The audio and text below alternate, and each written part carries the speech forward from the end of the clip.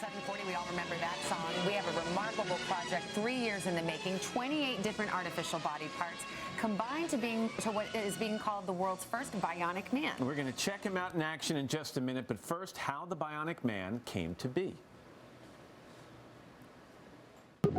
Gentlemen, we can rebuild him. We have the technology. Move over, Steve Austin. You've got competition. The Bionic Man is a showcase of how far bionic technology has come.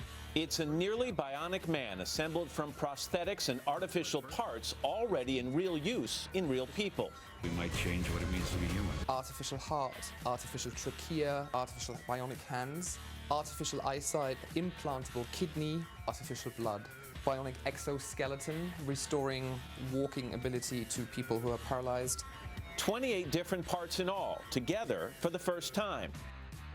Bertold Meyer, a social psychologist, hosts an upcoming special on the project on the Smithsonian Channel. He's got a personal connection. Meyer has a bionic hand, and a model of Meyer's face was used for the Bionic Man. It's unnerving, isn't it? It made me freak out completely when I saw it for the first time. There's still some science left to go. Mainly, the Bionic Man lacks a brain. You still need a human in the center to make all of this work, so we're very, very far away from cyborgs taking over the world. But with a little help, he's able to take a walk down Broadway, giving even New Yorkers something they've never seen before.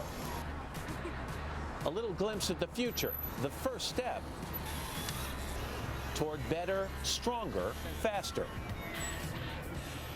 And Bertold Meyer is with us now, along with the world's first fully functional bionic man.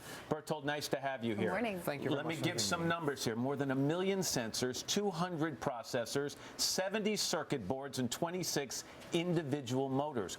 Why? Why'd you do this?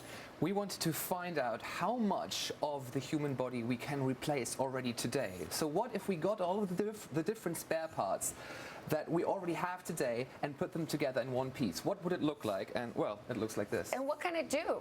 Well, we can take him, make him walk a step. Shall we try Yeah, that, for sure. example? Yeah. With his exoskeleton. Let me just pick up the external pump for his heart here a little bit and have him walk a step forward in his exoskeleton.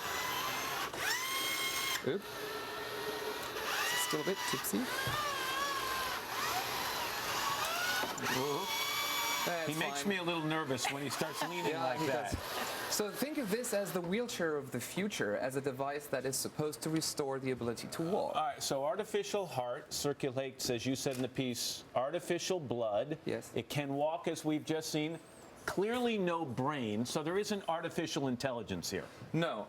That was something for which we couldn't find a replacement. So we went out to the internet to find the best software one can have a conversation with today, but it's still very, very limited. So in other words, you program a conversation. Well, with the software that we used during the program, you can actually have a free conversation without pre-scripting it. At least you're supposed to have that, given that you accept the fact that you're supposed to talk to a 13-year-old boy from the Ukraine.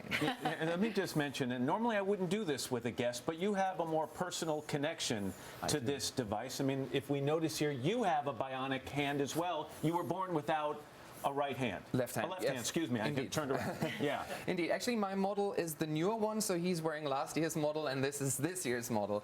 And it has come so far, this technology, so I would have never imagined in my own lifetime to have something like this. So, for example, if you hold on to the mobile phone, the built-in pressure sensors in the hand understand the shape of the object that you're holding and adapt the grasp.